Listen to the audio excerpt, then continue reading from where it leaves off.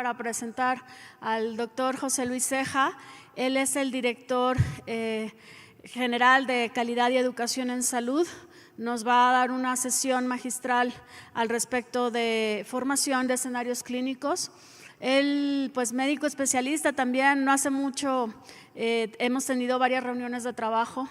Ayer hablábamos, José Luis, de la colaboración tan importante que debemos de tener en educación y en salud, la parte asistencial, y sobre todo pues que bajo el órgano normativo que tú representas, ¿no? Para el instituto es un honor recibirte con la representación que tiene la Dirección General de Calidad y Educación en Salud, con todos los trabajos que podamos seguir manteniendo y lo que nos haga falta por trabajar en conjunto. Y bueno, esta es tu casa, bienvenido, y estamos atentos a escuchar lo que nos puedas compartir. Gracias. Un aplauso, por favor, para el doctor.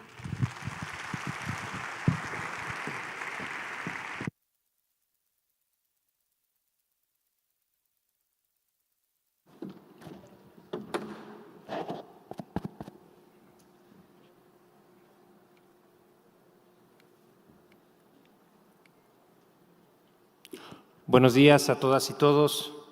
Es un gusto estar el día de hoy con ustedes en este Foro Nacional e Internacional de Educación en Salud.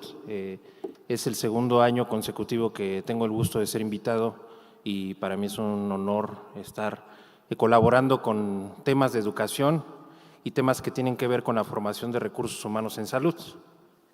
La presentación que nos han invitado a dar y a platicar en los siguientes minutos tiene que ver con la formación de recursos humanos en salud, tanto a nivel de pregrado como a nivel de posgrado. Para nosotros, desde la Dirección General de Calidad y Educación en Salud, es un tema sumamente importante la formación de personal sanitario, y así lo vemos. Y entonces, cuando nos invitó la doctora Carolina Ortega a dar esta ponencia, el tema, pues de entrada es retador, porque pocas veces nos ponemos a reflexionar sobre cuáles son los escenarios óptimos o ideales para formar personal sanitario. Entonces, las diapositivas que les traemos y que esperemos que no sean tediosas, sino que al contrario sumen y que cada quien de aquí de esta sala salga con algún aporte que pudiera llevar a sus lugares de origen y pudiéramos sembrar esta propuesta que les traemos el día de hoy.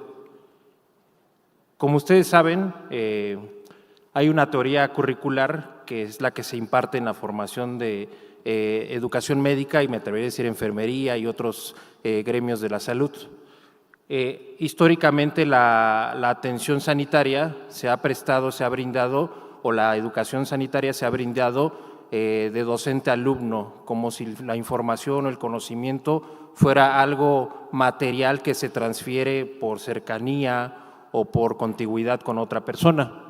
Esto es lo que hace algunos años, algunas décadas se llamaba como enciclopedismo, es decir, cuando una persona estudia medicina, creemos que con el simple hecho de leer libros y revistas, artículos, es suficiente para atender a las personas de la mejor manera. Hoy sabemos que el conocimiento no se transmite así, el conocimiento no se otorga por cercanía con otra persona que sepa más, no se transmite tan fácilmente, no se transfiere, incluso también en algunas ocasiones se dice que se absorbe el conocimiento. Eso no es tan sencillo como pudiera ser, desgraciadamente, pero lo que sí no sabemos hoy, de acuerdo a la evidencia científica y de acuerdo a investigaciones desarrolladas sobre educación, podemos decir que el conocimiento sí se construye y se construye partiendo sobre una base de reflexión que es la que pretendemos compartir el día de hoy con todas y todos ustedes. Hasta hace poco tiempo, hasta hace 10, 15 años, la educación médica se pretendía o se suponía que se daba solo en escenarios universitarios, en las escuelas de medicina, y pocas veces nos ponemos a reflexionar que cuando el médico o la médica, el estudiante en formación, sale de la universidad y va a algún hospital, a algún establecimiento donde hay atención sanitaria, en ese momento el reto es mayor porque ahí nadie nos enseña a dar clases, nadie nos enseña a transmitir el conocimiento y precisamente es ahí donde se requiere que el nuevo personal en formación que se le brinden ciertas herramientas, ciertas estrategias de educación, ciertas estrategias de enseñanza con el objetivo de que esa persona en algunos años sea lo suficientemente competente como para resolver los problemas de toda la población. Sin intención de leer toda la lista que vienen ahí, todos los escenarios clínicos, es decir, donde hay pacientes, son la mayoría de los que ven en estos puntos, desde el consultorio, pasando por el laboratorio, incluso por el servicio de patología, que si bien no ve pacientes como tal, ve fragmentos de tejido humano que podríamos representarlo como al paciente, y ahí donde hay personas o donde hay asociación de un paciente pudiera darse la enseñanza. Por ende, la conclusión a la que llegamos antes de partir con el tema y la que pensamos que puede ser un punto de partida es que la calidad de la enseñanza en nuestro país es muy variable. Me refiero a la enseñanza que se da en los hospitales. No se lleva la mayoría de veces una metodología clara y se infiere mediáticamente de lo que se hizo un docente cuando fue alumno, lo replica y así sucesivamente. Entonces, es un círculo que en algún momento tenemos que intervenir para mejorar la educación a nivel de los escenarios clínicos. Nosotros sabemos, y esto todas las personas que tenemos la dicha de haber rotado por algún servicio, por algún hospital, y cuando nos muestran cómo se aprende, la gran mayoría de veces se enseña en los escenarios clínicos al lado del paciente, es donde se aprende. El paciente es nuestro maestro y es donde la mayoría de veces solo confirmamos lo que decía el libro, pero el aprendizaje significativo es a la cabecera del paciente, con un tutor, que en este caso puede ser un médico adscrito, un médico residente de mayor jerarquía, nosotros mismos en formación, paramédicos de pregrado, etcétera. Siempre esta es la tradición y esta es la forma en cómo se ha enseñado la medicina, pero algo que hay que resaltar de los escenarios clínicos es que siempre se involucra al paciente en la enseñanza y siempre tenemos que tomar en cuenta los aspectos éticos y también los aspectos de consentimiento informado del paciente, porque también el hecho de que sea un paciente y a la vez a través de él como aprendamos, eso representa una gran responsabilidad. Nosotros sabemos que, y esto ya también está estudiado, que las competencias que requiere un médico en formación en este siglo XXI son diferentes a las que se requerían tal vez en el siglo pasado. Nosotros sabemos que un médico debe de saberse integrar con su equipo de trabajo. Eso es lo que pretendemos de un médico y que no compita, porque realmente eso también es un vicio de la medicina, pensar que estamos por competir y que estamos en una carrera que el que sea mejor tiene que destacar sobre los demás y eso desgraciadamente cuando ya se lleva a la práctica lo que lleva es a una fragmentación dentro de los equipos. También pensamos que un médico en formación o una característica de un nuevo médico debe ser desarrollar una actitud positiva ante nuevos conocimientos científicos. Muchas veces en nuestro egocentrismo, me atreveré a decir, pensamos que lo que sabemos al día de hoy es suficiente y que con eso ya nos vamos a mantener por el resto de años o décadas.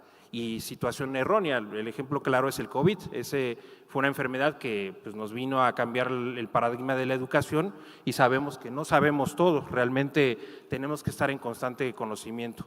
También estar comprometidas y comprometidos con la prevención y la promoción de la salud.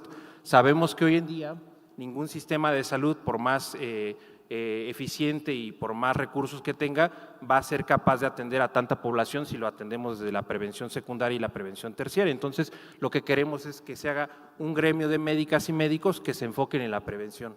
También que estas médicas y médicos sean capaces de evaluar, investigar, diagnosticar y resolver. Ese es un tema también importante que pocas veces nos ponemos a reflexionar y que es muy importante la generación de conocimientos. Ver al ser humano como un todo y no verlo como órganos o como fragmentos aislados de un tejido mayor. Eso también es algo que debemos de verlo, la integralidad. También integrar la docencia, pero la docencia no como la conocemos actualmente, sino que sea una docencia metodológica y sistemática, que la persona que va a dar clases o la persona que pretende llevar un curso a alguna persona en formación tenga conocimientos generales y básicos de cómo se hace el proceso de enseñanza-aprendizaje. Y conocer obviamente los principios y valores bioéticos, eso es sumamente importante porque desde luego nuestros pacientes son nuestra razón de ser y sobre ellos es donde recae toda la responsabilidad y las consecuencias buenas y malas de nuestros actos. ¿Qué podemos decir nosotros de los entornos clínicos?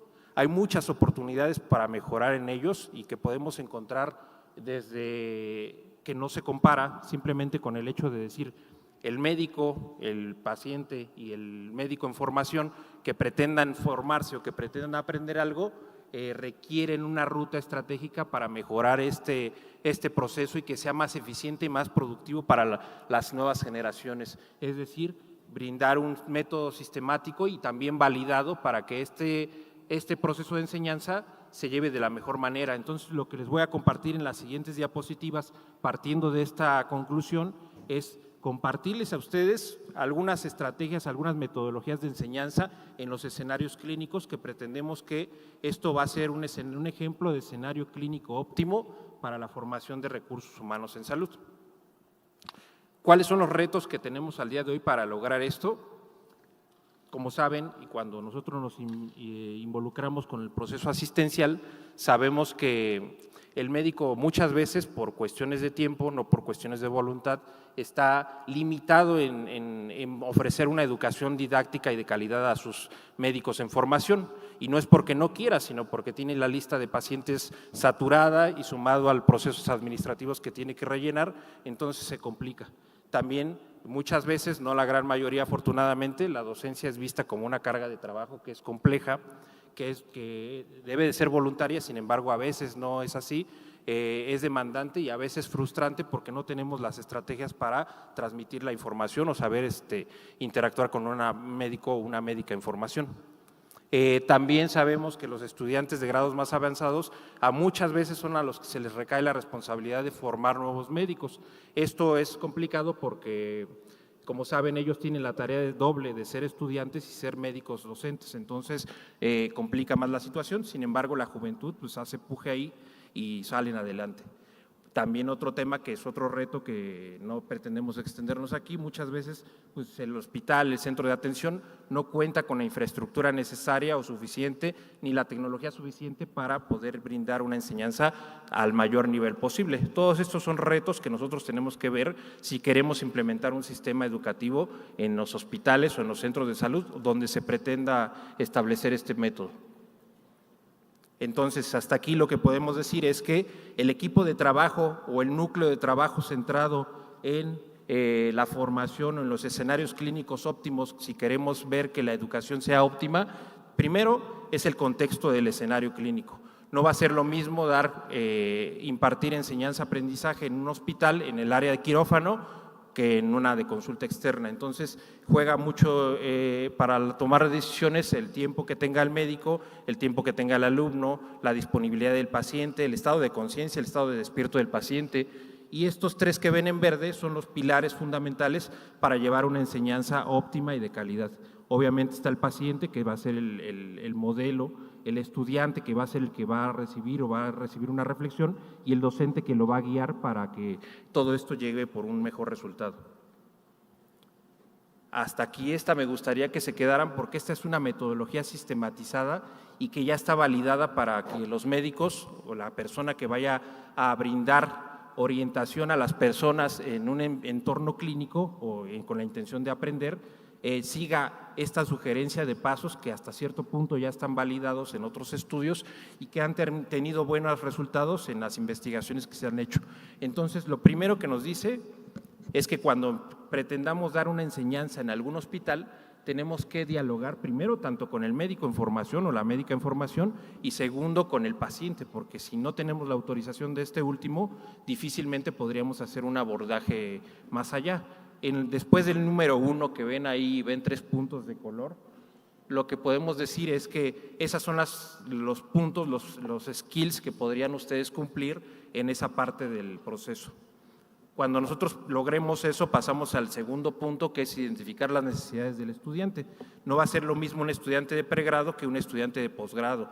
No va a ser lo mismo un estudiante de nutrición que un estudiante de enfermería, etcétera. Entonces tenemos que saber identificar en qué grado va, cuál es su carrera y cuál es el objetivo de que atienda a ese paciente y cuál es la estrategia y cuál es el objetivo de que aprenda algo de ese caso.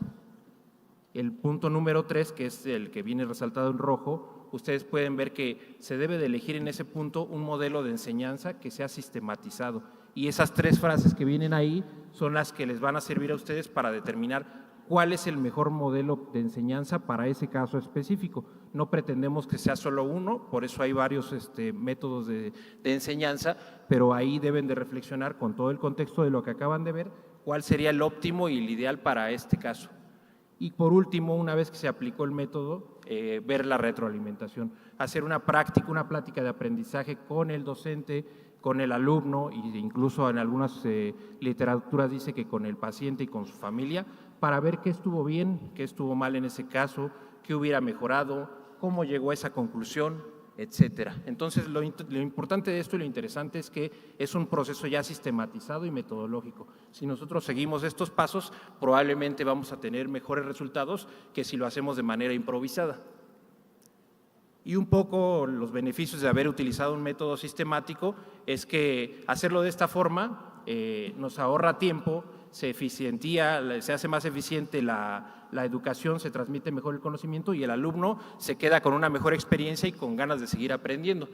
Algunos ejemplos así generales de cuáles son los métodos sistemáticos que al día de hoy se utilizan y que algunos ya hay investigación de por medio y que han demostrado evidencia para transmitir conocimiento, es las demostraciones activas, que como ustedes saben, estas demostraciones prácticamente son en procedimientos de intervención. Puede ser una toracocentesis, una pleurocentesis, un procedimiento quirúrgico, etcétera, que solo el médico que ya conoce lo hace y el alumno ve. Prácticamente se limita a estos escenarios. También hay que ver que la presentación de casos clínicos al lado de la cama es un método tradicional, sin embargo no está estudiado para ver su validez y su fortaleza.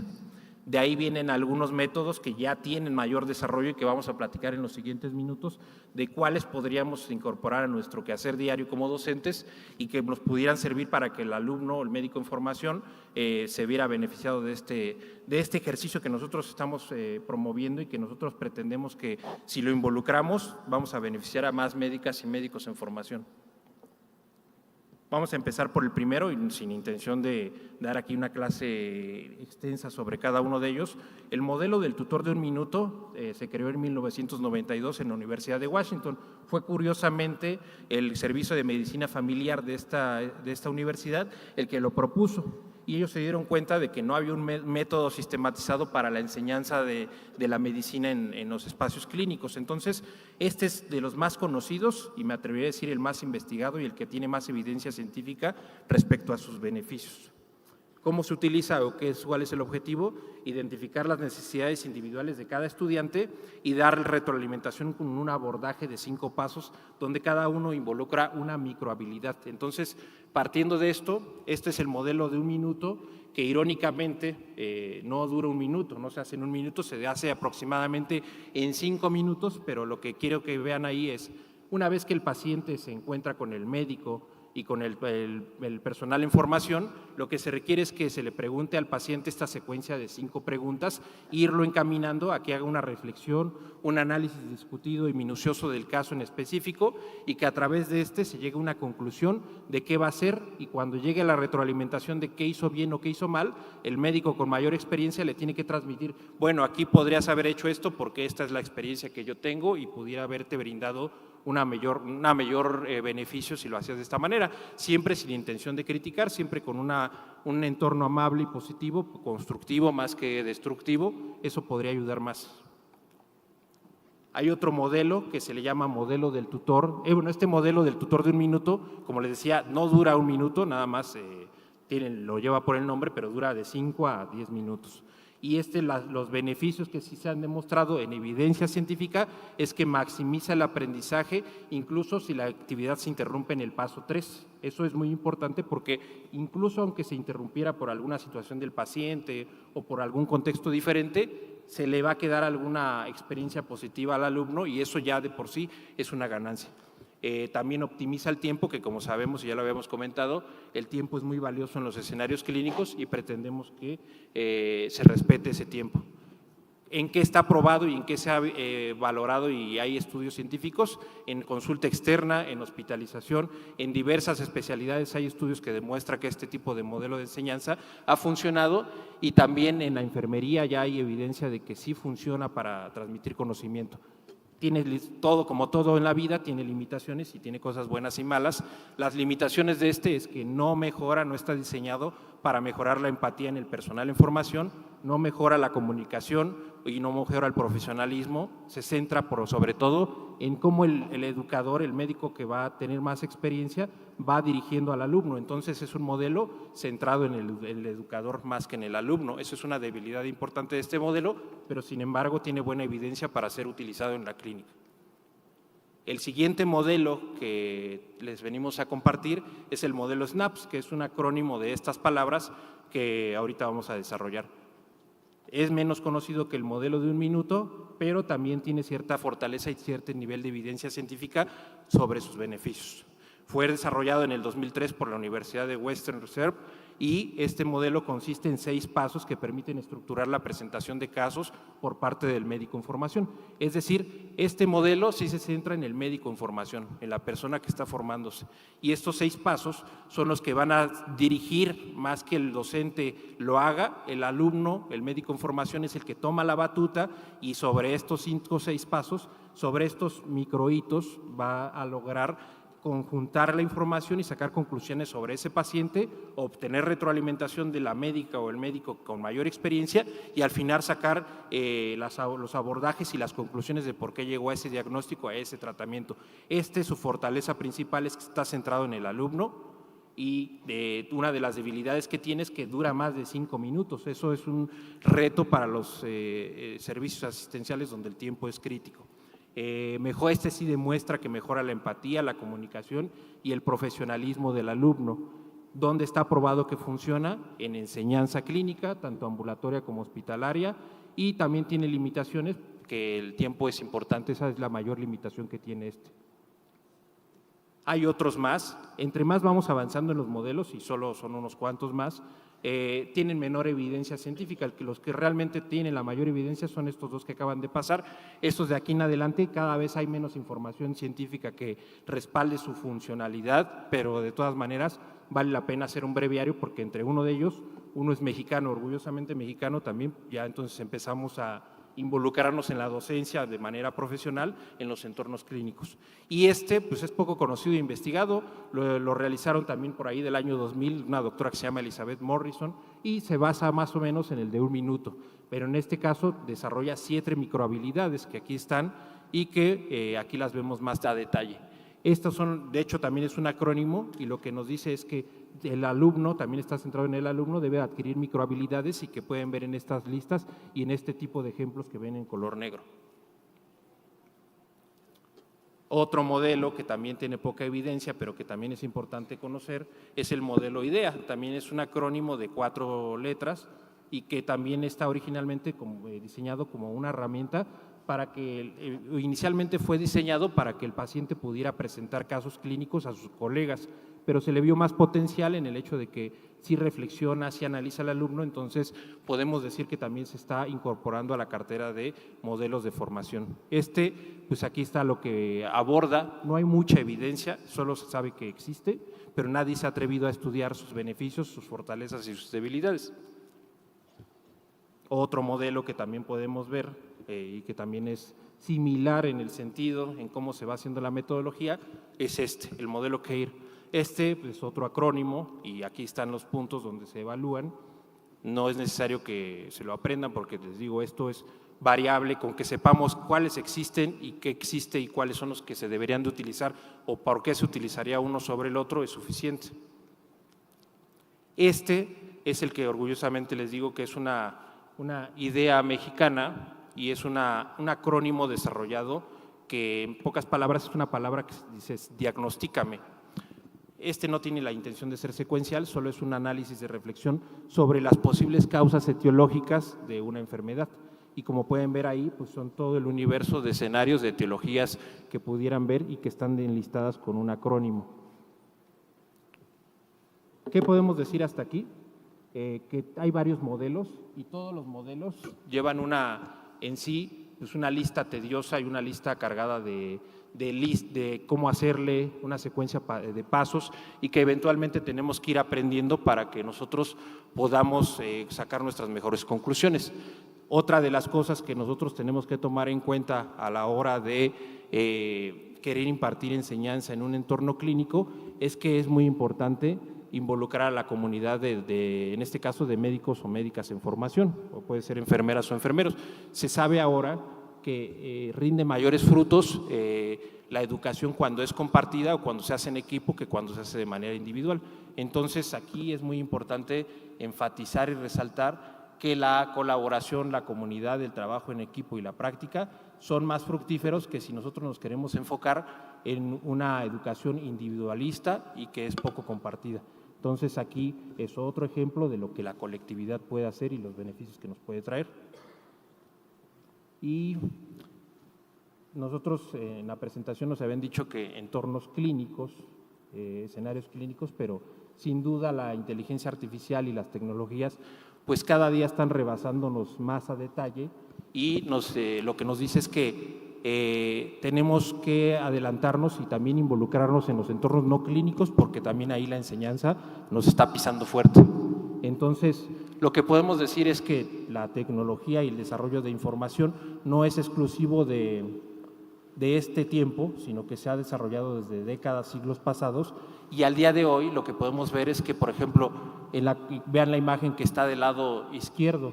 Esa imagen son restos de arcilla de 200 años antes de Cristo, y lo que nos dice es, ya había enseñanza médica para ese tiempo. En la siguiente, que es en los 70 aproximadamente, pues también ya había simuladores que si bien no son de seres vivos, pues nos pueden dar un entorno también muy importante para que podamos atender a la población.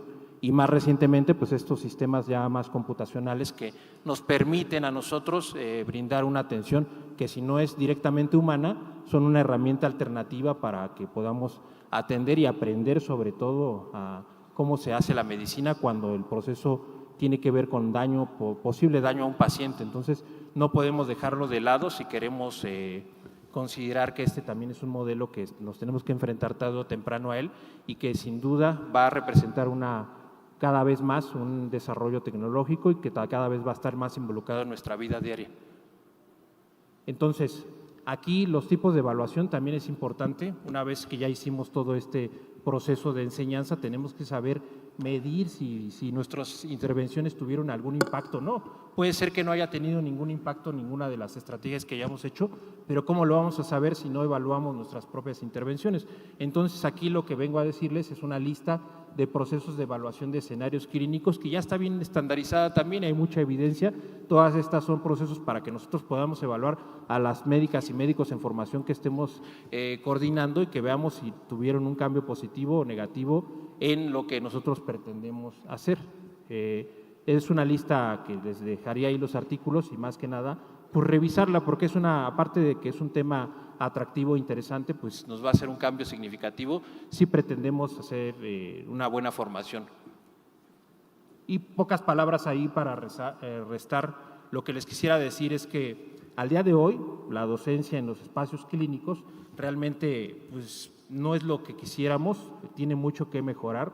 Realmente poco de lo que hacemos en los espacios clínicos tiene que ver con nuestra propia experiencia y cómo nos enseñaron a nosotros. Entonces, tenemos que partir por algún momento para poder estandarizarlo y hacer el cambio que va a mejorar este proceso.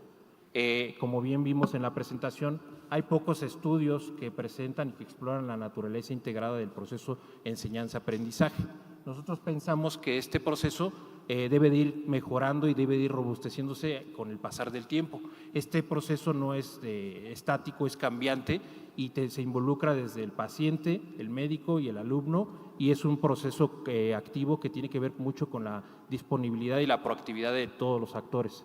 También el modelo lo que nos dice es que todavía está utilizado clásicamente el enciclopedismo, aunque pareciera que no. Hay muchas personas o muchos médicos que pareciera que la docencia solo es leer capítulos de libros de un día para otro y eso pues es el que menos de todas tiene evidencia.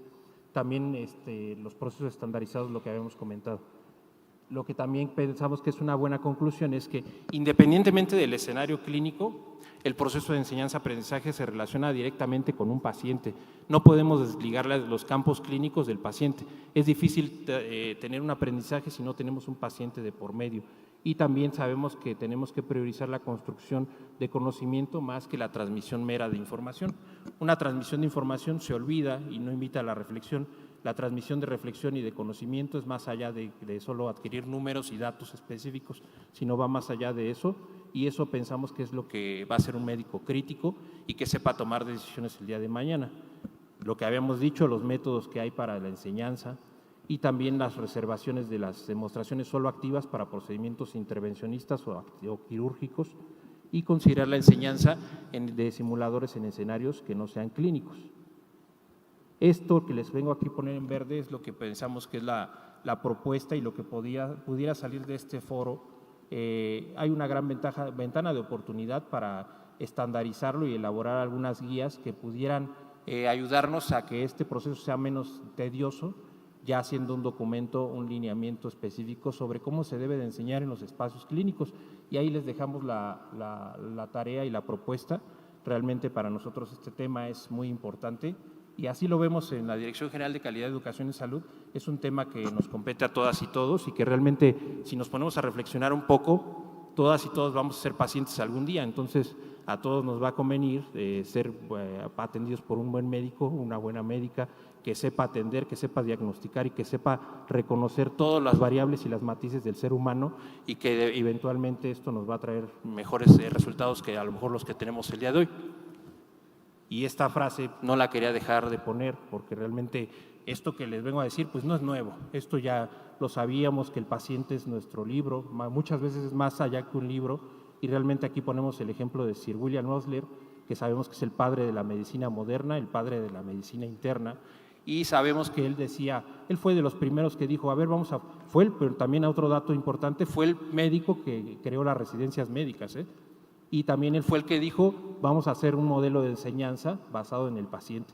Y vean qué razón tiene, después de tantos años, su legado y su observación sigue siendo más vigente hoy que nunca, y que realmente no ha cambiado mucho de fondo, solo los detalles, pero pensamos que si centramos nuestras intervenciones en pacientes, en una reflexión metodológica, paso a paso, sistematizada, amigable, sin intención de ser jerárquicos, ni someter violencia sobre el personal en formación, muy probablemente, y estoy seguro que es así todos, y pues sin más, espero no haberlos aburrido durante estos 30 minutos, realmente les vamos a compartir la presentación, realmente esto es para compartir y esta información es para que se la lleven, y si es de utilidad para alguien de ustedes en sus estados, en sus áreas de enseñanza, y que crean que esta pudiera aportar para aprender y transmitir mejor la información, adelante, ahí está la información, y con mucho gusto también les compartimos los artículos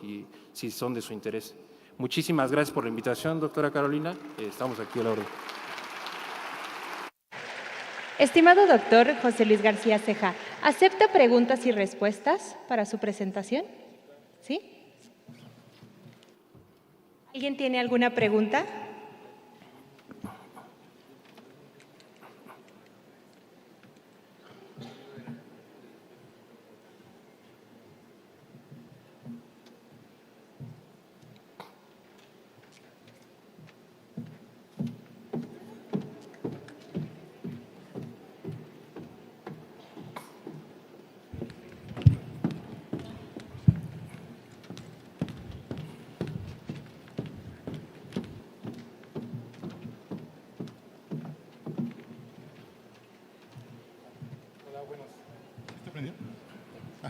Hola, buenos días, doctor. Primero felicitarlo por esa ponencia, estuvo muy buena, agradecerle tomarse el tiempo de venir hasta acá. Yo le preguntaría, en esta parte que mencionaba de que siempre es complicado el poder…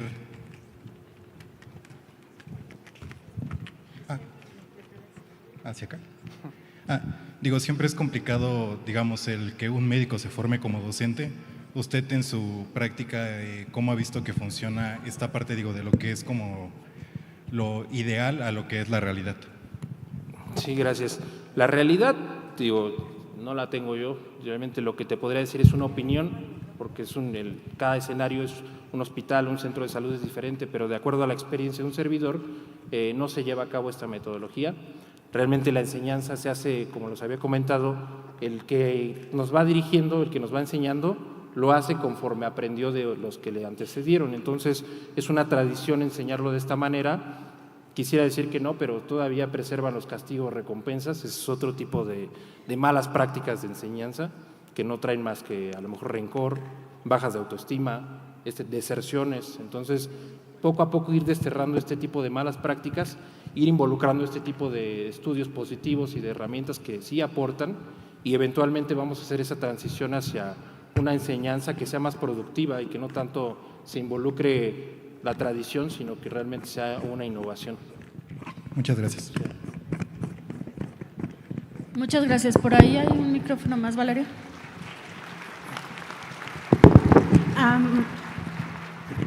Buenos días, doctor. Felicidades. Creo que nos dejó un gran sabor de boca a todos. Una de las cosas que yo creo que rescataría y que me gustaría aportar es que seguramente todos nos hemos preguntado cómo hay centros que son referentes internacionales en la formación de recursos humanos para la salud. Y yo me di a la tarea de hacer una entrevista para tratar de estandarizar ese modelo. Entonces, lo que nos comentaban específicamente del Instituto Nacional Ignacio Chávez es que una de las mayores premisas que tienen es el amor, pero el amor desde la medicina y desde el que está formando con el resto, ¿no? Y creo que empata muy bien con el discurso que usted nos presenta, donde se tiene que recuperar la tradición de esa enseñanza desde el residente, que es el que está otorgando la mayor parte de la formación en los escenarios clínicos, pero aumentando con la estandarización de esta sistematización en la práctica del escenario clínico. Y por supuesto que nos encantaría participar en la estandarización de las guías, que sería una buena herramienta para la formación. Felicidades. Muchas gracias. Y sí, coincido, ya hay semillas y ya hay estos cambios. Por ejemplo, el Instituto de Cardiología es un buen ejemplo. Ya están tratando de hacer las cosas diferente y un cambio positivo, y pensamos que cuando algo empieza y los demás empezamos a ver que da buenos resultados, empezamos a ver por qué, ¿no? ¿Por qué les va mejor a ellos, ¿no? Y entonces, eventualmente, tarde o temprano, yo digo más temprano que tarde, va a pasar esta conversión y vamos a empezar a ver este cambio de paradigmas que ha habido en la formación médica, de que no tiene nada que ver con lo que platicamos aquí, ¿no? Sino que aquí se hace porque así lo digo, y aparte aquí se hace con violencia. Entonces, poco a poco ir desterrando esas malas prácticas, que lo que hace es que le apagan la vocación a una persona que de entrada entró a la formación con intenciones de ayudar. Entonces, este tipo de prácticas, pues poco a poco es como el cigarro, se va haciendo de mal gusto, ¿no? Entonces, eventualmente va a funcionar así y va a pasar. Y con mucho gusto, aquí vamos a coordinarnos con la doctora Carolina para empezar el desarrollo de estas guías, y que van a ser colaborativas entre todo el sector, no solo del IMSS ni de la Secretaría, sino de todo el sector. Y va a ser para beneficio de todas y todos, desde luego. Muchas gracias. Una última pregunta, por favor, por allá. Gracias. Bueno, para empezar, muy buena ponencia, doctor. Felicidades, igual a los directivos que organizaron este evento. Mi nombre es Jesús Alberto Buenovando, soy médico general, responsable de internado y servicio social de la Universidad Pablo Guardado Chávez del estado de Chiapas, ¿no? Sabemos muy bien que los estudiantes, médicos internos, servicio social, residentes, hemos tenido conflictos con respecto a la educación médica, ¿no? Hemos pasado por muchos problemas que desafortunadamente han seguido un ciclo. Aquí mi pregunta sería más que nada, ¿cómo podemos, como institución educativa y como instituciones de salud, buscar una mejor estrategia para alcanzar los objetivos en la educación de los estudiantes y formar médicos profesionales adecuados con capacidad cognitiva, ¿no? y podamos así cumplir con los objetivos establecidos por cada institución de salud para el mejoramiento del paciente, ¿no? Sí, gracias por tu pregunta. ¿Cómo lo podemos hacer? Creo que el primer paso ya está aquí hecho y es interesarse por temas de educación. Ese es un enorme paso, dicen que el primer paso es el más difícil, ya se está dando. El siguiente paso, pues ahí está la información. Pienso que el segundo paso sería empezar a estudiar estos temas, y más porque hay interés, y me gusta que haya este tipo de interés porque representa de que se tiene esa inquietud de mejorar. Entonces, el segundo paso es compartir con ustedes esta información, si es de utilidad, extenderse hasta donde más quieran y realmente empezarlo a aplicar y a difundir en sus centros de enseñanza. Donde ustedes se encuentren, pueden ahí empezar a hacer el cambio, tan simple como transmitir la información de colega a colega. Oye, podemos ver que estos son métodos que ya tienen más renombre, no hacerlo tan metodológico, tan estructurado. Por eso quisimos hacer una presentación breve y concisa, porque también un método cuando se desarrolla como en un artículo es muy interesante, pero para transmitirlo ya es más complejo y resulta un poco tedioso. Entonces, resumirlo lo más posible, decir, existe este método, decir que estos son los 6 pasos que se tienen que hacer y pruébalo, a ver qué tal te funciona, y es para formar personas, entonces para formar médicos que están probados o tienen cierta evidencia que funciona. Entonces, podemos empezar por ahí. Mientras tanto, podemos ir trabajando en unas guías que poco a poco se van a lograr y difundirlas a todas y todos ustedes, y ahí vendrá ya con un lenguaje claro, resumido y ya un proceso estandarizado, cómo pretendemos que sea una propuesta para que ustedes las apliquen en sus centros de trabajo. Muchísimas gracias por la pregunta. Muchas gracias.